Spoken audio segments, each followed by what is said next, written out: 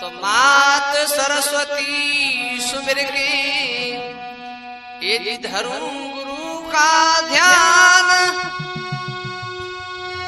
आदि विराजो कंठो में सुदय जयो मम ज्ञान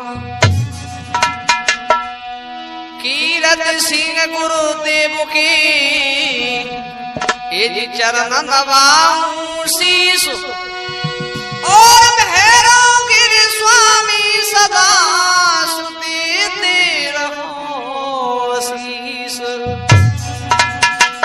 जो धाराम स्वामी मेरे यदि पूर्ण कर दो आश और लाख कोश पर हम रहे रहो हमेशा पास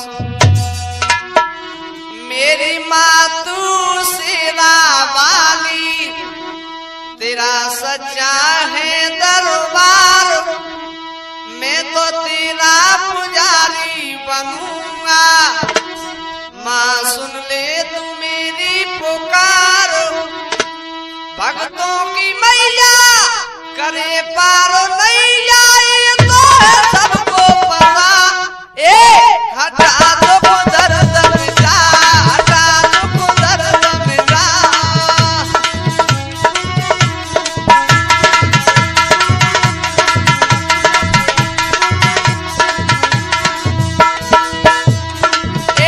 हटा दो दर्द मिटा हटा दो दर्द मिटा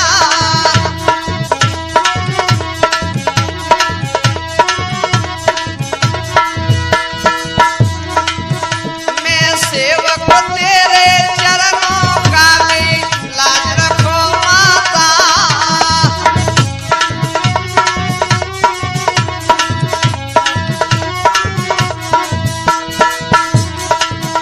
थोड़ी सी मैया दया करो बस पुत्र यही जाता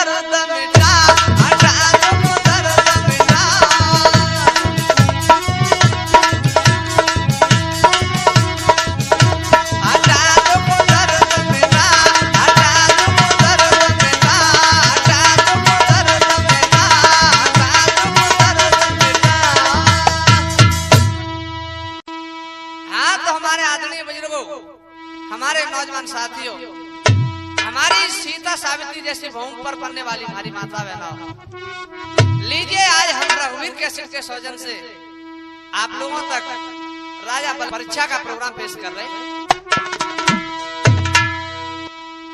ढोलक बजा रहे हैं गुरुदेव वही आपके जाने पहचाने रामवीर तूफानी जी आगरा वाले। तो देखिए बली नाम का राजा ऐसा हुआ इसकी देवता मानव दानव सभी जय जयकार करने लगे। एक दानपुर राजा हुआ, राजा बल का यश रहा यदि भूमंडल पे छाए, सुरपति को चिंता भई स्वराज हाथ में जाई। इधर बलि की सभी देवता दानव जय जयकार बोलने लगे। इंद्र बेचैन होने लगा, किसी दिन मेरी राजधानी नहीं ले ले, क्या करो इंद्र ने?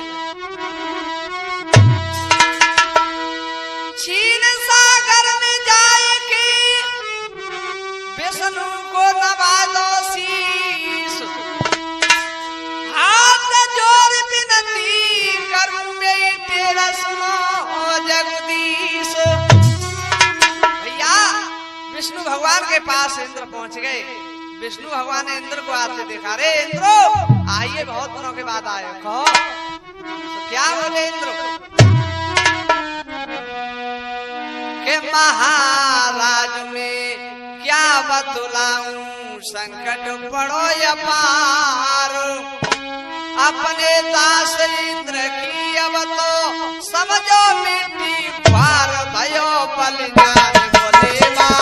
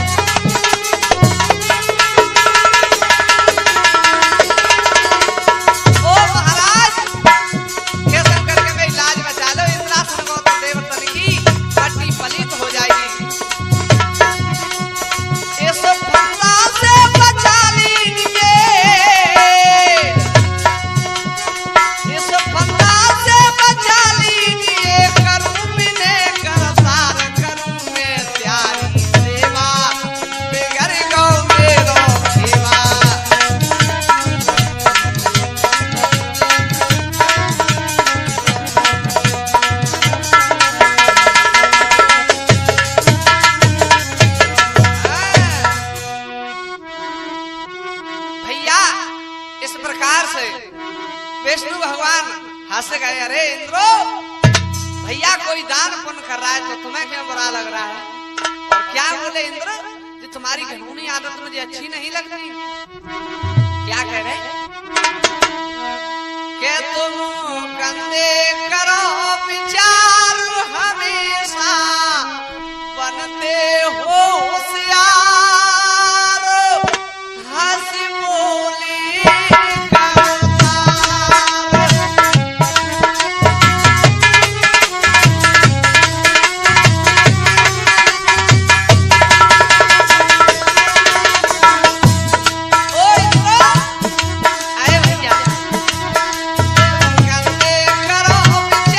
हमें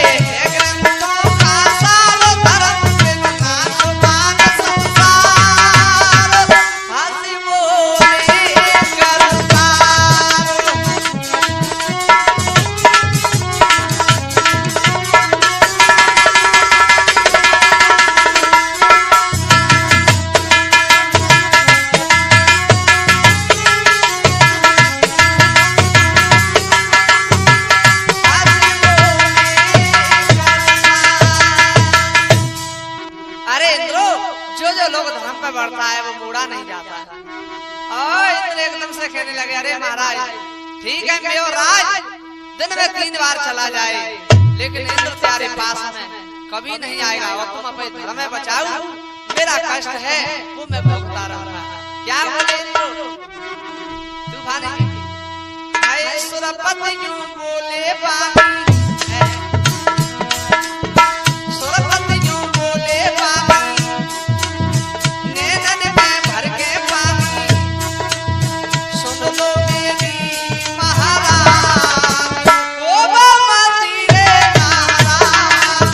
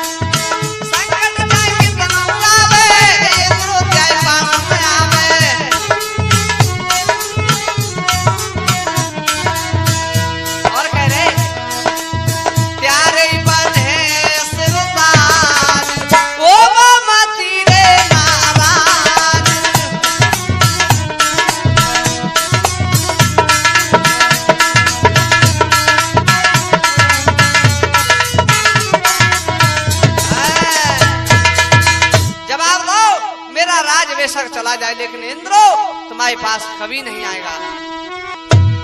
इस प्रकार से बलि राज जान पुण्य करता रहा तो किसी दिन देवों के लिए सूर बनेगा। सूर जवाब दो भैया। विष्णु भगवान समझ गए, अरे इंद्रो मैं समझ नहीं पाऊं भैया, मेरे लिए सूर कैसे बनेगा? अरे महाराज ये तुम्हारा बहुत पैर पुराना है इससे। विष्णु भगवान ने जवाब दो, इंद्रो मेरो पैर खाए थे भैया, तो क्या कह रहे के इस कुल से, ए महाराज के इस कुल से है पैर पुराना भगवान।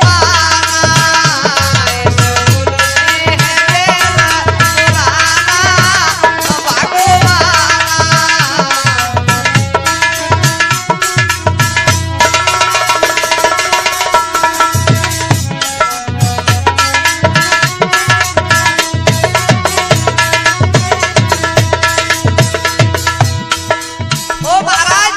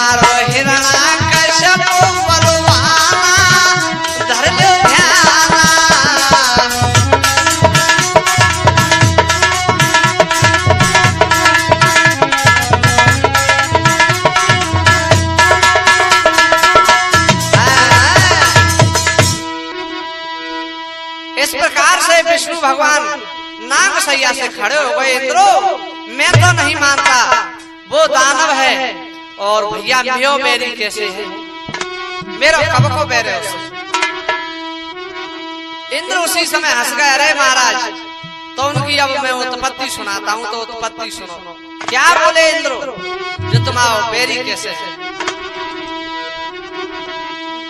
अरे इनकी उत्पत्ति सुनो, यदि कहना लगे फरिया तुझी।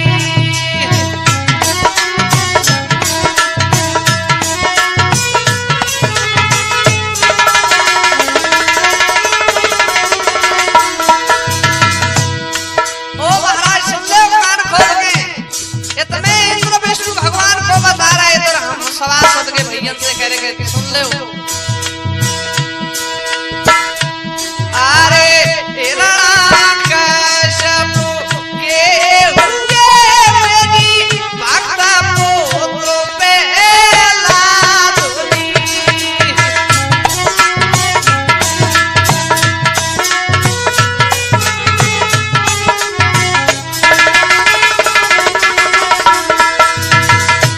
जवाब दो, हिरण्याक्ष हुए। हाँ, हिरण्याक्ष के प्रहलाद हुए। हाँ इंद्र, तो सुन लो भाई, परिवार में थे। अरे प्रहलाद के बेलो जना हुए, सुन लो दीनदयाल जी।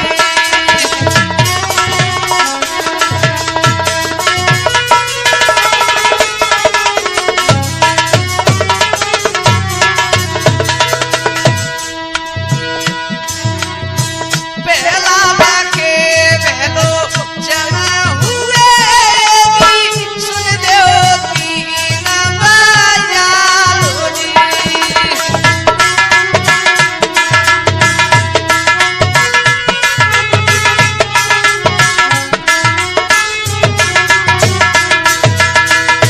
प्रहलाद के बेलोचन हुए, और सुन लो बेलोचन मोटे हुए, पैदा भयो ना उनके लाल जी।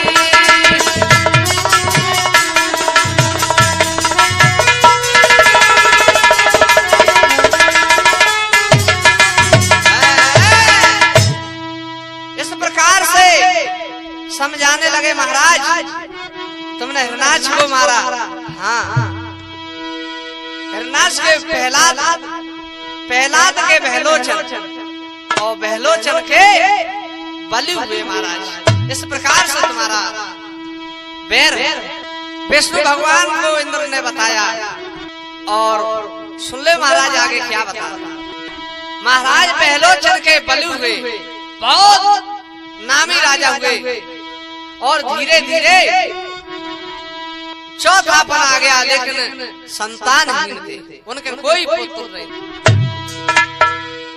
जब चौथा पर आ गया राजा बहलोचन का, तो रोजाना राजा अपने घर से जो निकलते तो लोग उनसे मोहन फेर जाते। एक महात्मा को पूछा है बहलोचन ने, महाराज ऐसा क्या कारण है, इससे मेरे लोग मुझसे मुंह फेर जाते हैं। महात्मा ने जवाब दिया, अरे राजा, तुम्हारे संतान नहीं, तुम निपुत्र हो, इसलिए तुमसे सभी लोग घृणा करते हैं। राजा ने जवाब दिया, ऐसे राजा को खा होगा जब मुझसे घृणा करती है प्रजा। अब तो राजा क्या करता भैया, बनी के लिए निकल पड़ा, राजपाट छोड़ दिया। और क्या करता गुरुजी, अरे पुत्र की आज बिरे में मरबे भयो दी दैया।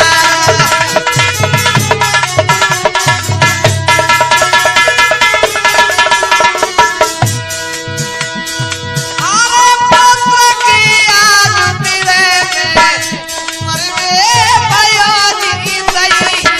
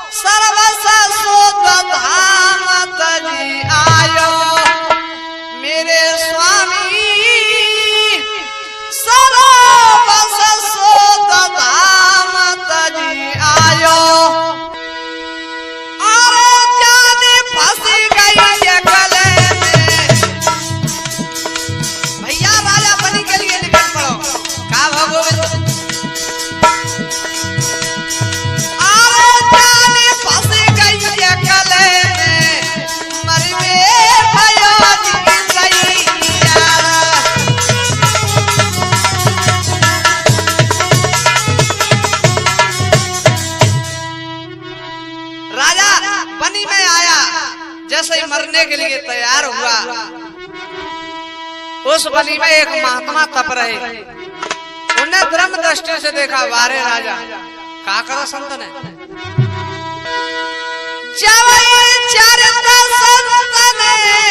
निहारो, पास में जाएंगे वचन उचारो, मेरे स्वामी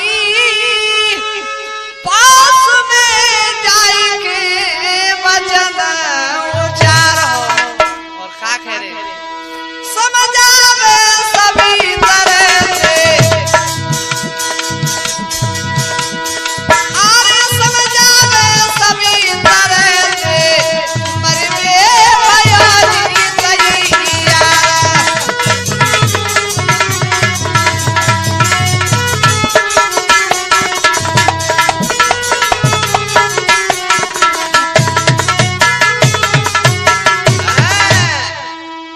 महात्मा ने देखा, वारे राजा पास आ गए और क्या बोले, ओ सोच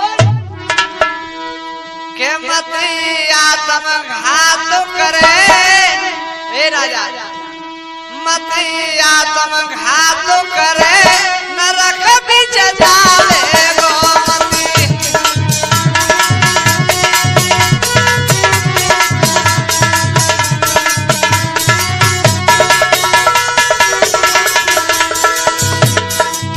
ओ राजा, रामायण में बताया है भैया कि जो आत्मघात करते हैं उन्हें कभी मानव चोला नहीं मिलता। मते आत्मघात करे, नरक बीच जावे गो।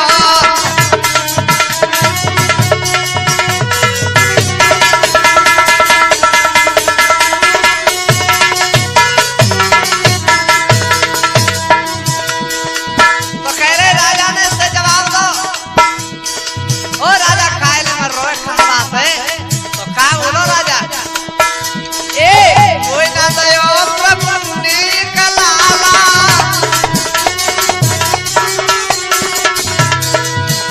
हाँ कोई ना दयो प्रभु ने कोलाला,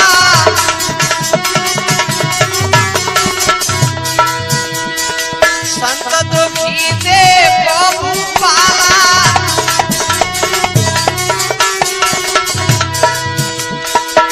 संत भगवान ने दुखी देखा है, का कह रहे,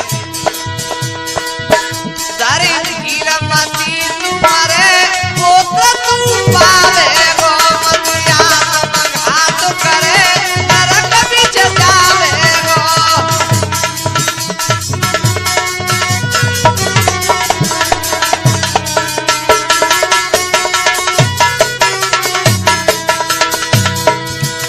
जवाब दो राजा से, जा मुझे वरदान देता हूँ कि तेरे पुत्र होगा।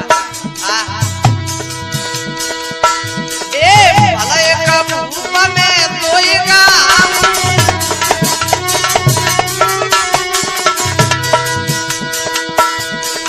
भले एक रूप में तोयगा,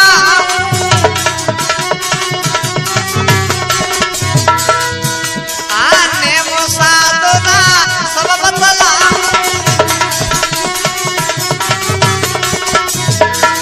जवाब दो, मैं एक फल देता हूँ, हो जाए संभार के ले जाइयो। और नेम साधना भी बता रहा हूँ। क्या बता रहे, भले एक रूप में तोयगा,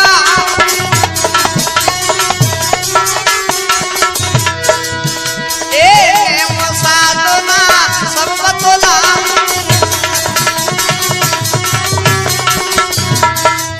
नेम साधनाएं कौन कौन सी, एक तो पानी में छूना नहीं पड़ना चाहिए, और एक का है आए जाते तेज ना हवा फिरे, हाँ जाते तेज ना हवा फिरे, नष्ट नहीं है जानो आत्मघात करे।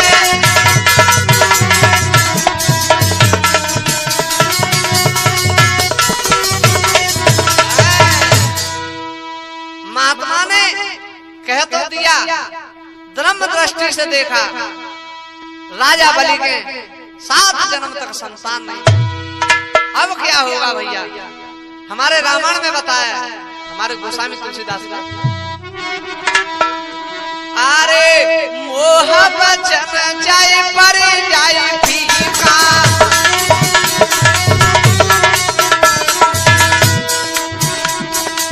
मोह बचन जाए पर जाए फीका,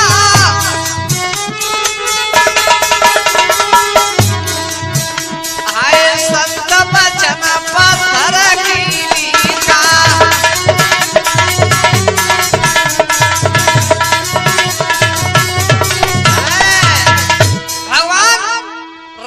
सबसे बड़ा माना है संतों के वचन से कोई। राजा ने सोचा ठीक है महाराज, जवाब दो, जहाँ पे तेज हवा नहीं फूलना चाहिए, पानी की बूंद नहीं पड़ना चाहिए। फल को राजा ने ले लो और कहा करो भैया तूफानी जी, अरे फल को लेला जा चलाएगी भैया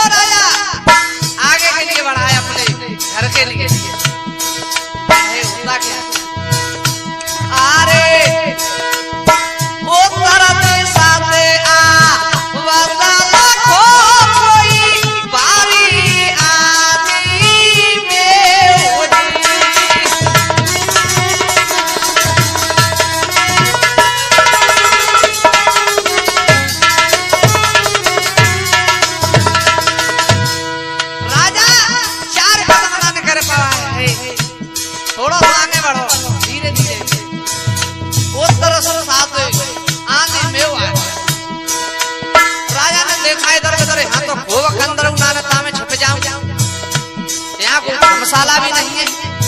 राजा ने काफी छाती से चिपका लो, तब तक बूंद पे बूंद जुड़ गई। राजा ने कहा खराब कहीं को हवा उतर रही है, ताते जाकर स्वाद ले लो तूफानी, स्वाद कैसे भला को राजा खा गया यदि वो करा के रे बाजो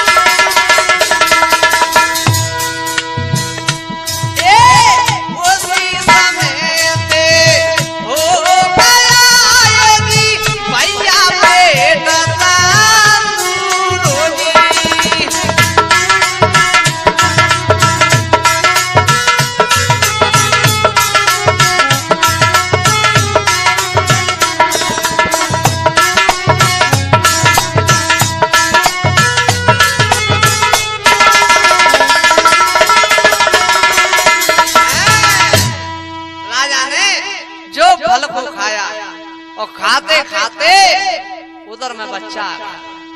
तुम जानते हो महात्मा ने कहा जा पुत्र होगा। और हमारे तूफानी तो गुरुजी ढोलकी बजा रहे हैं, हमारे चिमटा भोला बजा रहे हैं। अब राजा इधर में क्या करता है, पेट पे हाथ पेरन में तो भैया जी कहा बवाल है वो, और घर के लिए चल दो कैसे कि अब तो धीरे धीरे सोचे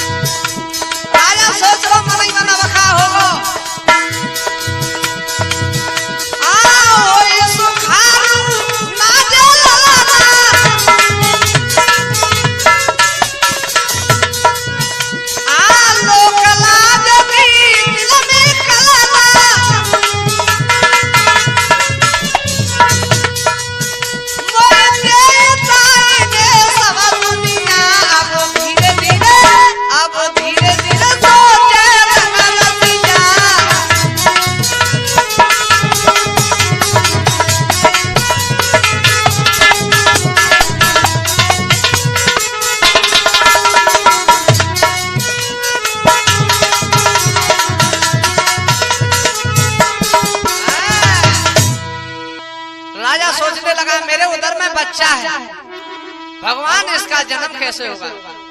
अगर पेट चीर करके इसका जन्म होगा तो दुनिया मुझे बदनाम करेगी। जैसे तो मैं मर जाऊं सोई अच्छा है। सोच समझ के राजा और बनी के लिए निकल पड़ा। आगे का भाव तूफानी जी कहाँ पहुंचा राजा? अरे गयो जंगल में रब आई है।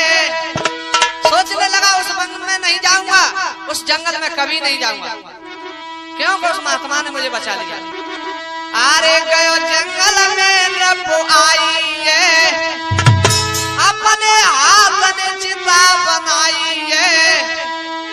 बैठ गयो दुखी आई चिता में, अग्नि तुरंत लगाई है।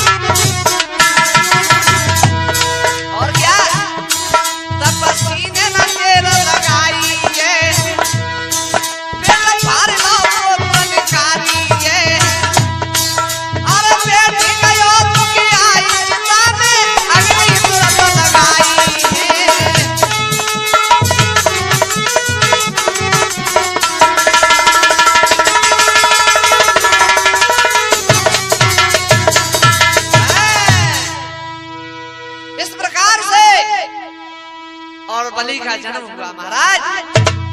अरे पेट को चीर करके और इसको निकाला, जब बलि को जन्म।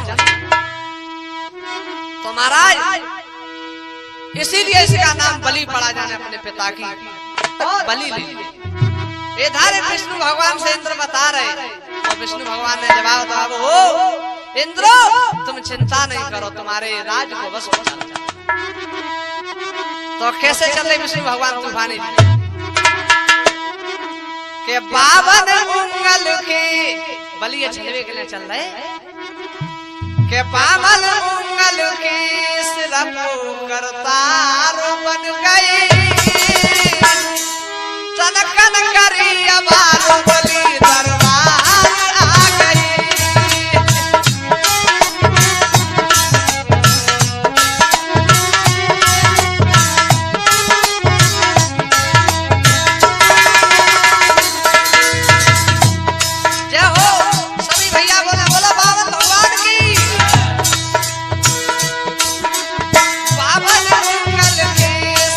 करतार बन गए, तनकन करी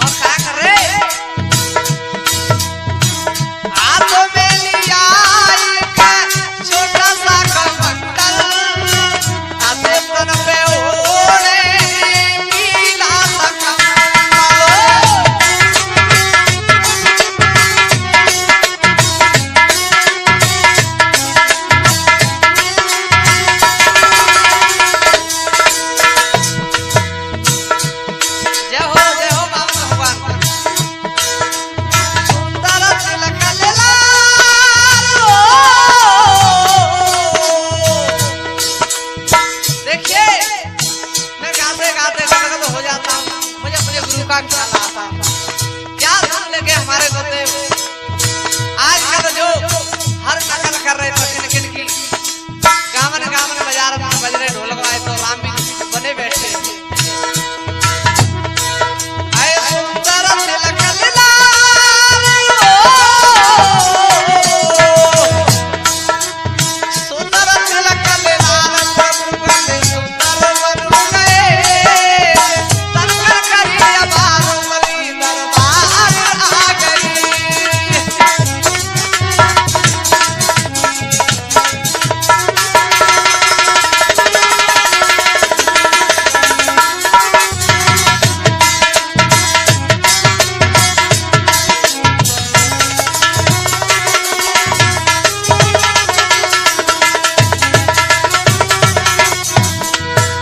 बलि के दरबारे में पहुंचे रावण भगवान ने बड़ा सुंदर रूप बनाया। ए डोरी बांसे वचन सुनायो अपने मुख को पास बुलाओ।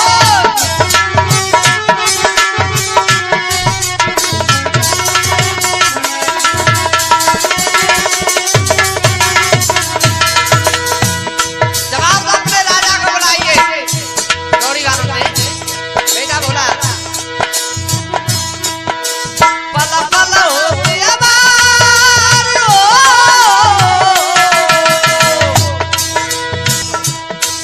आए सुंदर तिलक लाल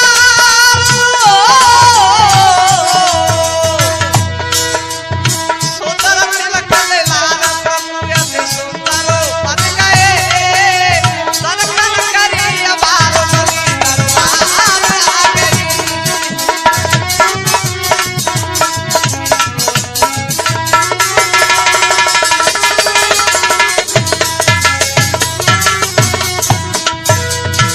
डोरी वाले ने जवाब दो महात्मा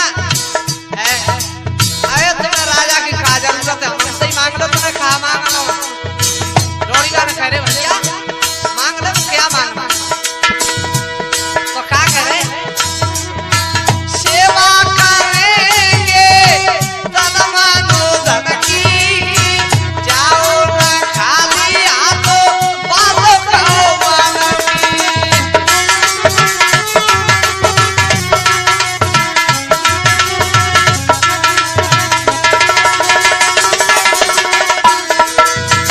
गौरी वाले कह रहे अरे हमसे ही मांग लो। खूब करे सत्कार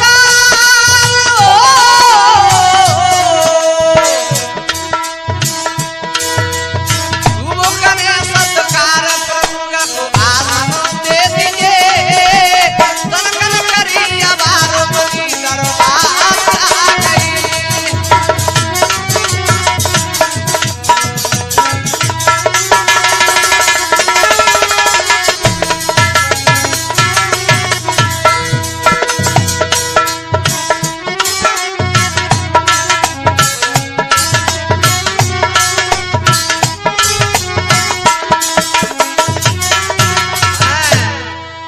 भैया डोरी वानर ने जवाब दो महात्मा खूब सत्कार कर राजा देखा मत ही मांग लो। तुम जानते हो राजा राजा ही होता है प्रजा ही होती है।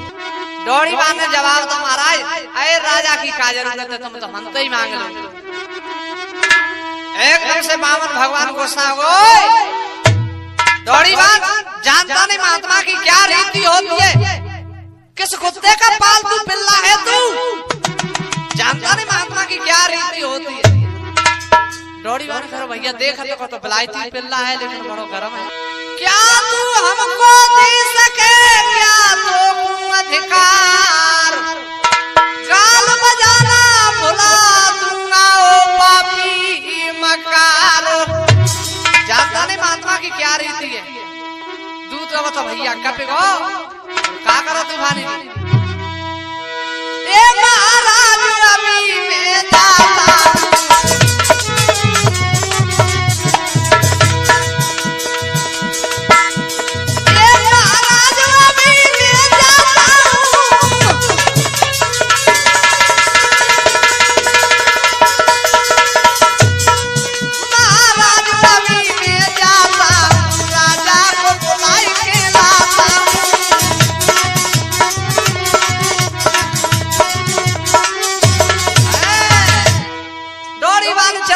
कहो महाराज मुझे क्षमा कर दो, मैं अपने राजा को लाता हूँ। और डोरी बांध सीधा अपने राजा के पास पहुंचो। क्या बोला दूत से? दूत क्या बोले राजा बलि से? ओ दूत बोले भूप से वाली, द्वार आए संतों से लाली, क्रोध बहुत मार, वो क्रोध बहुत मार।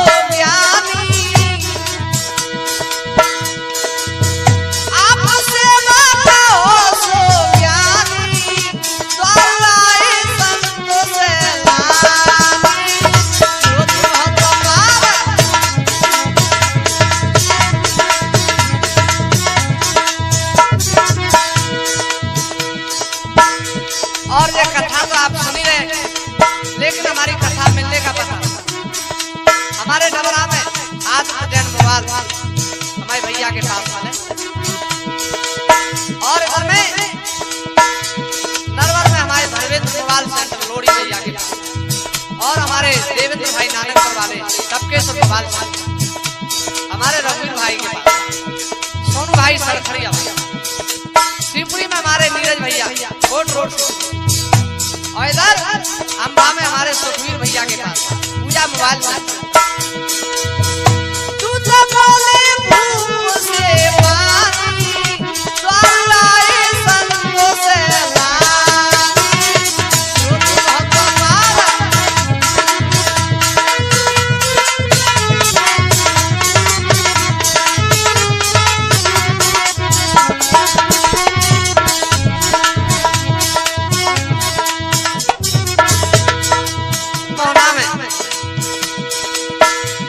हमारे महेश भैया का कैठा वाले के पास हमारी कथा हमारे घाटी गांव में हमारे बंटी भाई तो बाबर भगवान कह रहे ना चाहिए मैं अल्लाह बारे ना चाहिए मैं अल्लाह बारे ना अटा और चौबारे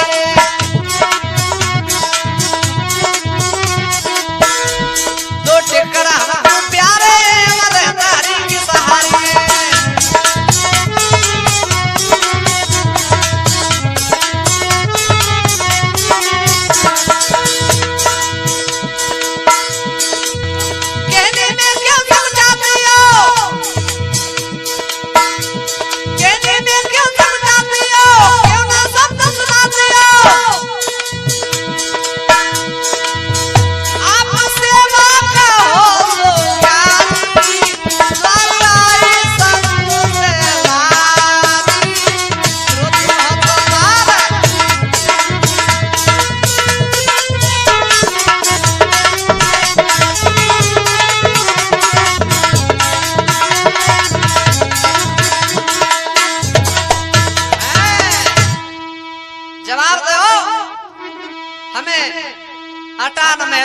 कछूना चाहिए हमें। अरे नहीं नहीं प्रभु मांग लो कुछ, क्या मांगना। राजा बलि बार बार कह रहे मांग लो। जवाब दो राजा, जो मांगूंगा सो आप दोगे। बोले जरूर। क्या कह रहे? तो बावन भगवान क्या कह रहे कि धन दौलत तेरी ना चाहिए और ना चाहिए कोई कोई नगद रकम, बस साढ़े 3 कदम जिसमें मैं करूंगा करबो।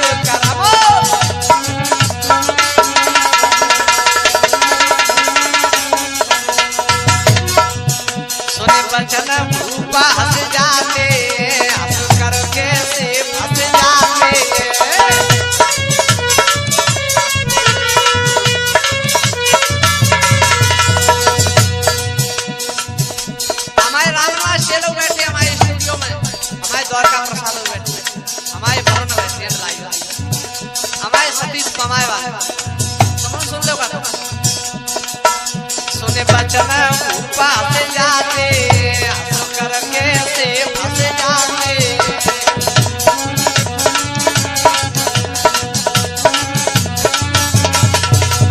राजा बलि करो महाराज कहा मांगो तुमने?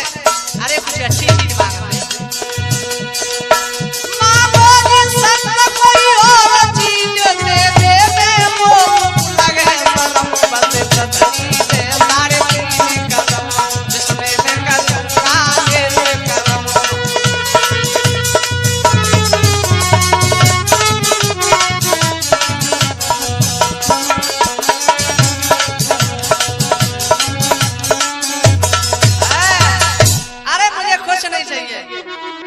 बस 3.5 पग पृथ्वी चाहिए महाराज, कोई और चीज मांग लो। नहीं मुझे चाहिए, यही चाहिए।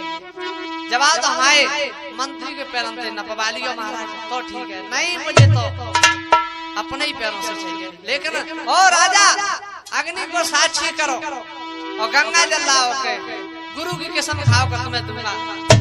जवाब तो महाराज जरूर जस तैयार भय तब तक का भयो के तोनो दे गए आई के तोनो दे गुरु गए आई भूपते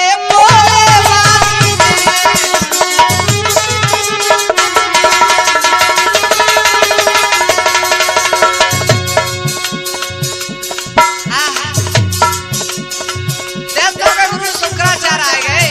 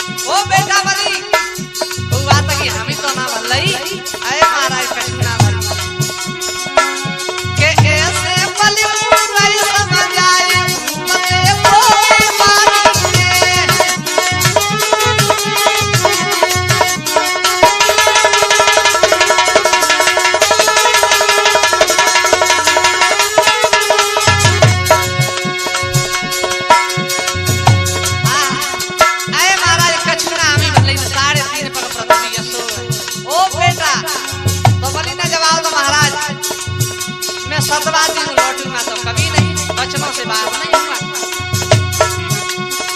लौटूंगा बचन कहे बलिदानी,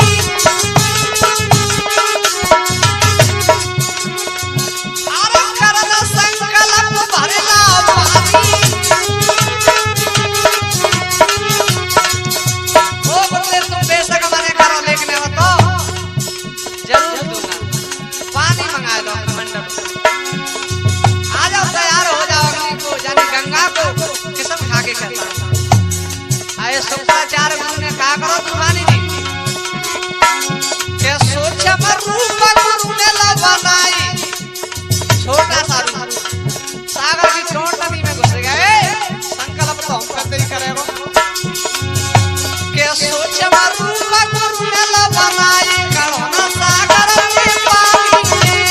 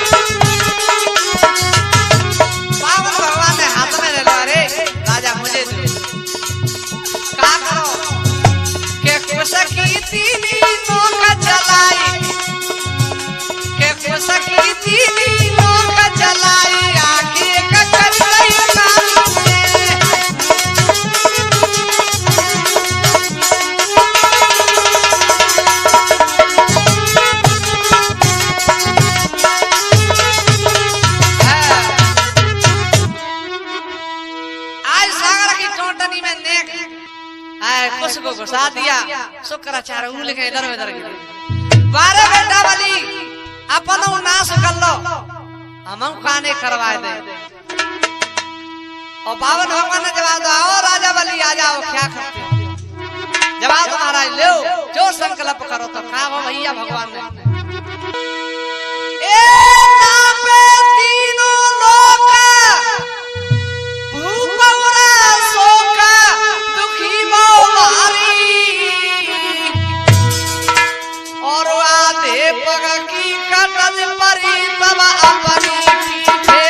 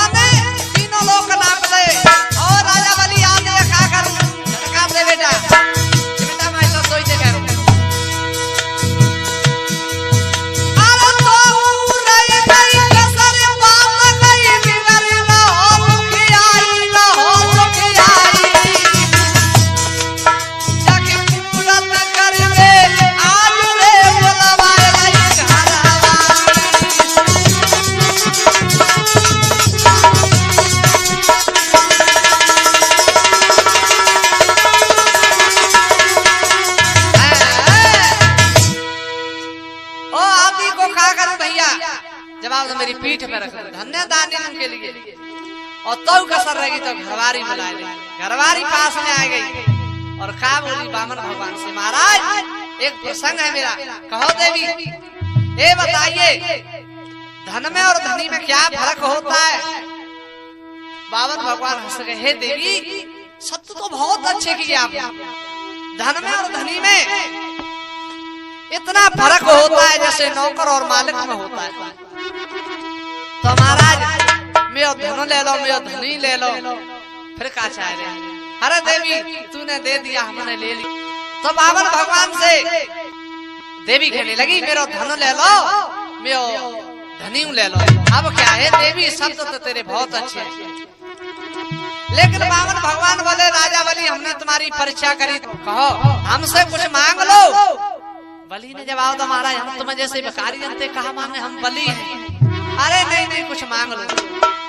जवाब तो मांग लूं कि हाँ मांग लो। तो महाराज मेरा नाम बलि है, मेरे बामन दरवाजे, और जहां मैं नजर डालूं तो बामन दरवाजे पे आप पहरेदारी करो। ओहो भैया, बामन भगवान बचनों में खड़े, जहां बलि नजर डाले वहीं बामन भगवान खतरिया बन गए। और क्या है के बस में कर लेंगे समरिया राजा बलि ने।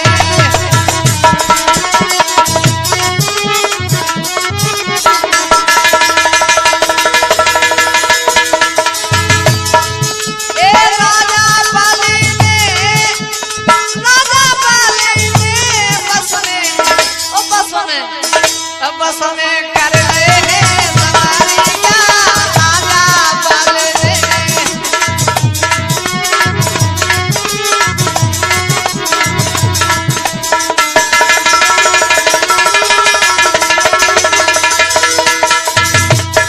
इधर नारद के चेत नहीं पड़ो, लक्ष्मी मैया के पास पहुंच गए। अरे मैया तुम्हारे पति कहाँ है? अरे नारद हमारे पति का कोई मालूम ना पड़ो। तो कह रहे कटूटी तेरो पेशो रचैया बल के महल में।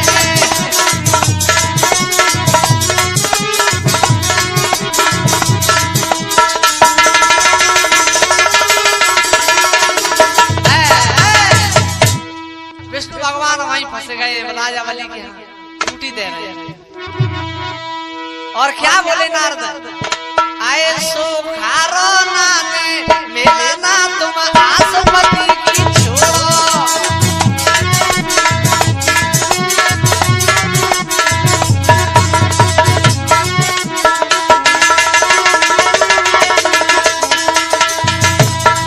तुम आसपति की छोड़ो, तुम आसपति की छोड़ो।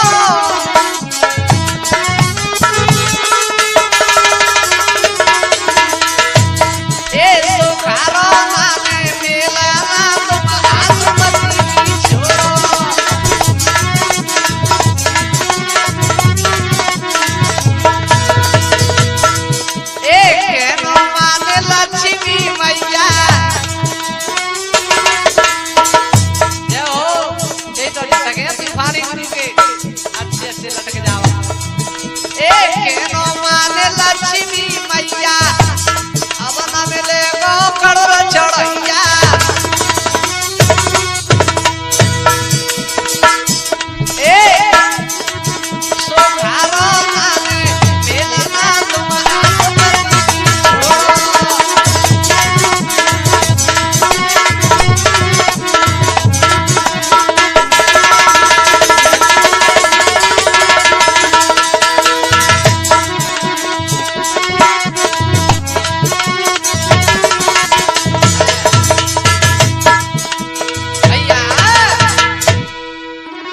लक्ष्मी मैया चली तो का करी नारद थे के बसो नाने मेरे मीरा, बसो नाने मेरे मीरा संग पे देखंत को छुड़ाई।